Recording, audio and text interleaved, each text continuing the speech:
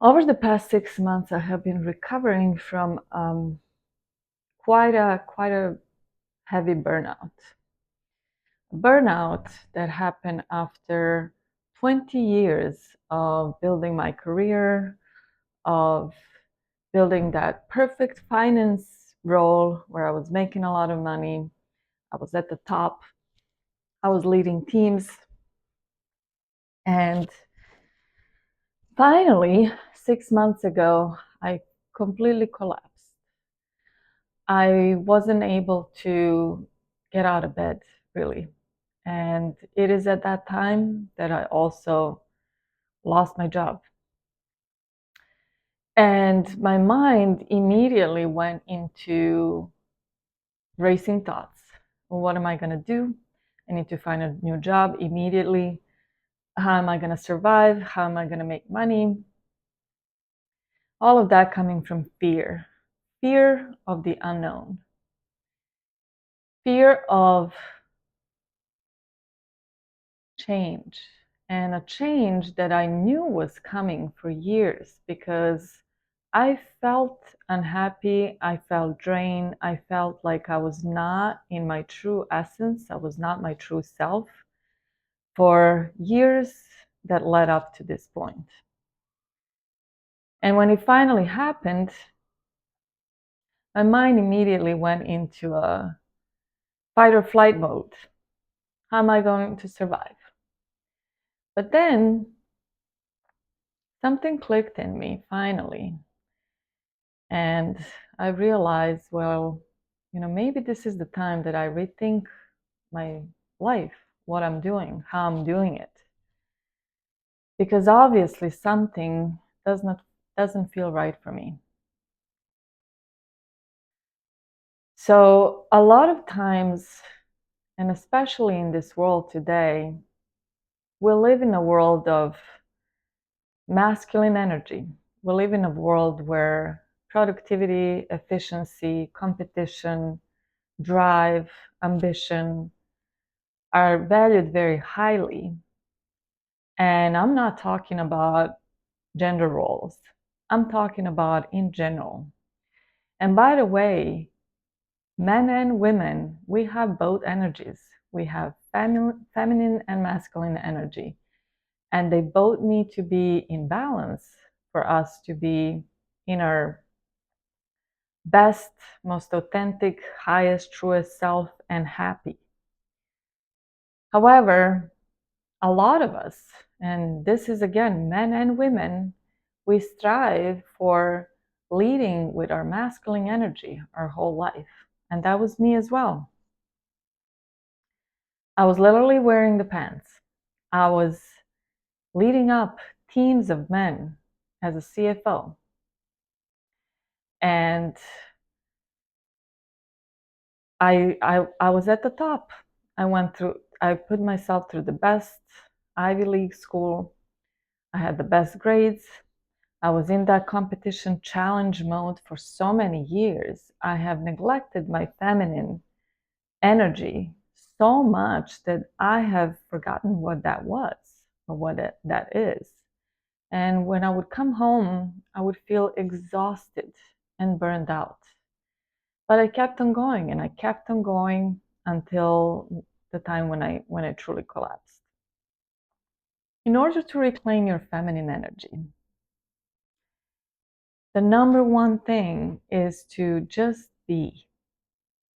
Feminine energy is being, while masculine energy is doing. I was doing quite a lot for quite a lot of years.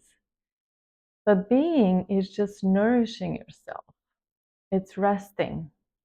It's knowing when your body needs to rest and recharge, when your energy feels drained, when you need to sleep, when you need to listen to the music, when you need to be in nature, when you need to be creative, when you need to have that creative energy flow.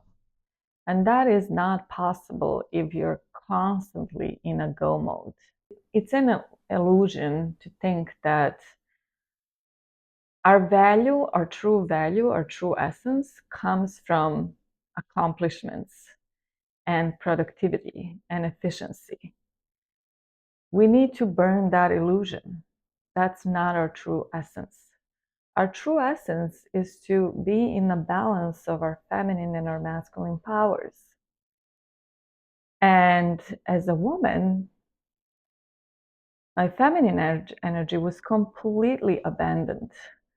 And no wonder why I was feeling unhappy, burned out, and not my true self. So, in order to reclaim your power, you need to, first of all, let go. Let go of trying to compete.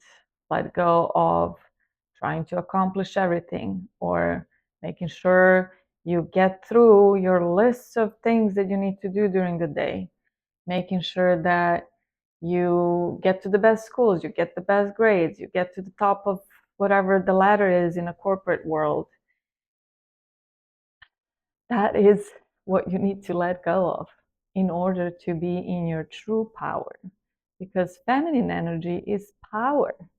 It is a misconception to think that feminine energy is weak. This is our current culture and the world making us believe that if you're feminine, if you're in your feminine energy, you're weak. That is not true. That is far away from truth. Feminine energy is the universal energy flow. It is the creator of energy.